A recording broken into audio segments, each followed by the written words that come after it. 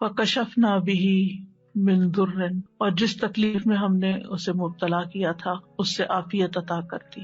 وآتیناہ اہلہ ومثلہم معہم، اور جس طرح انہیں پہلے اللہ تعالیٰ نے اہل و عیال اور مال و دولت اور صحت اور عافیت عطا کی تھی، وہ سب چیزیں اللہ تعالیٰ نے لوٹا دی، بلکہ اور بھی زیادہ عطا کی، اور دنیا کی نعمتوں کے ساتھ اس صبر پر آخرت کے بڑے اجر و ثواب کا بھی وعدہ کیا. اللہ تعالیٰ نے ایک دوسرے مقام پر ایوب علیہ السلام کے صبر کی تعریف کی ہے.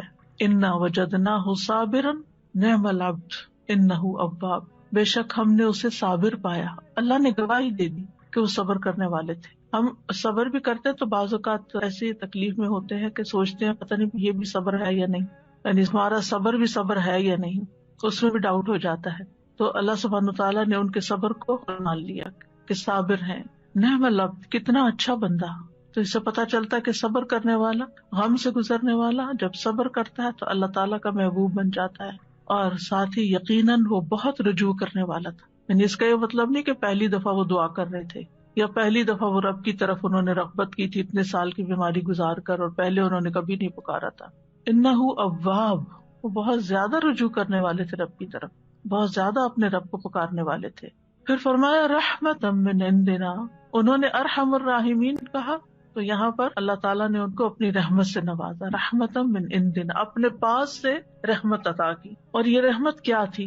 اول شدید بیماری اور تکلیف اور آزمائش کے ساتھ ان پر رحم کیا، پھر انہیں صبر کی توفیق دے کر ان پر رحم کیا، پھر دعا قبول کر کے ان پر رحم کیا، پھر دعا قبول کرنے کے بعد صحت کے ساتھ اور مال و دولت وغیرہ لوٹایا اس کے ساتھ. تو یہ سب کچھ اللہ تعالیٰ کی عظیم رحمت تھی، رحمتا من عندنا.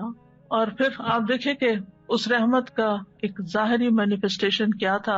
ابو ہریرہ رضی اللہ عنہ روایت کرتے ہیں کہ نبی صلی اللہ علیہ وسلم نے فرمایا، ایک بار ایوب علیہ السلام برہنہ غسل فرما رہے تھے کہ سونے کی ٹڈیاں آپ پر گرنے لگی، یعنی جیسے بارش ہوتی ہے. ایوب علیہ السلام انہیں اپنے کپڑے میں سمیٹنے لگے.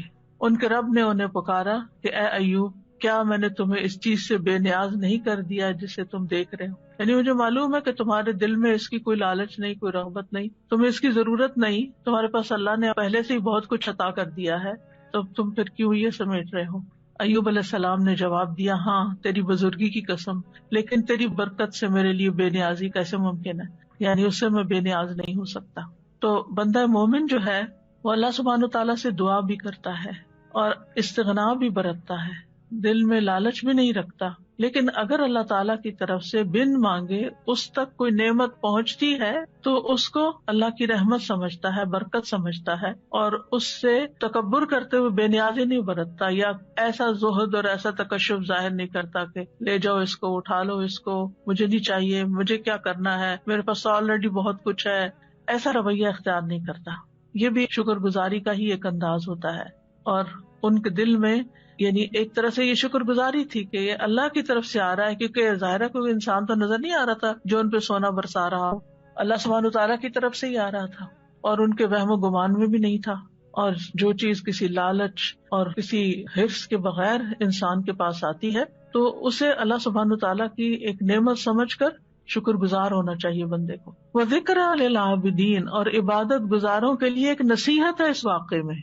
یعنی عموماً جو عبادت گزار لوگ ہوتے ہیں اگر ان کی دعا قبول نہ ہو تو بعض اوقات وہ مایوس ہونے لگتے ہیں، اتنی دعا کی پھر کچھ نہیں ہوا.